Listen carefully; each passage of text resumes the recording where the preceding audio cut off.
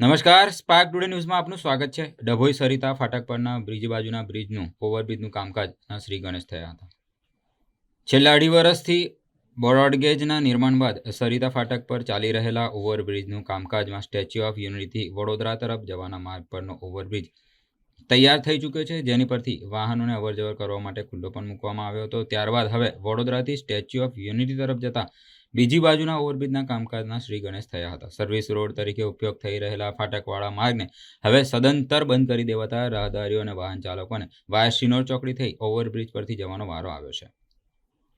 ગ્રામજનોને ક્યાંક જીઆઈડીસીમાં કે વીજ કંપની તરફથી ફરિયાદ નોંધાવવામાં કે બિલો ભરવા જવાના કામકાજથી અર્થે ફરીને જવાનો વારો આવ્યો છે.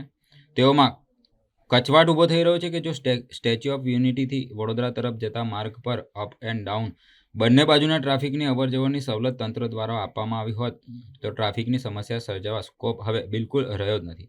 તેની પ્રજાને રાહત છે, પરંતુ વાયા શિનોર ચોકડી પરથી 1 કિલોમીટર જેટલો ફેરો મારવો પડે છે. તેને લઈ હાલ કચવાટ ઊભો થઈ રહ્યો છે. તેટલું જ નહીં, ફાટકવાળો માર્ગ બંધ થઈ જતા જીઆઈડીસી, મધ્ય ગુજરાત વીજ કંપનીમાં કે પટ્ટા પર આવેલા સોસાયટીઓમાં જવા માટે સર્વિસ રોડની કોઈપણ પ્રકારની સુવિધા ઉપલબ્ધ નથી. તેના કારણે બ્રિજની બાજુમાં અને નીચે આવેલી સોસાયટીના રહીશો જાય તો પણ ક્યાં જાય અને કેવી રીતે જાય એ સવાલ મોટો ઊભો થયો છે. ત્યારે બીજી બાજુ શરૂ થયેલા બ્રિજના કામકાજની સાથે સર્વિસ રોડ પર વહેલી તકે સર્વિસ રોડ તૈયાર થાય એવી પ્રજાની માંગ ઉઠવા પામી છે.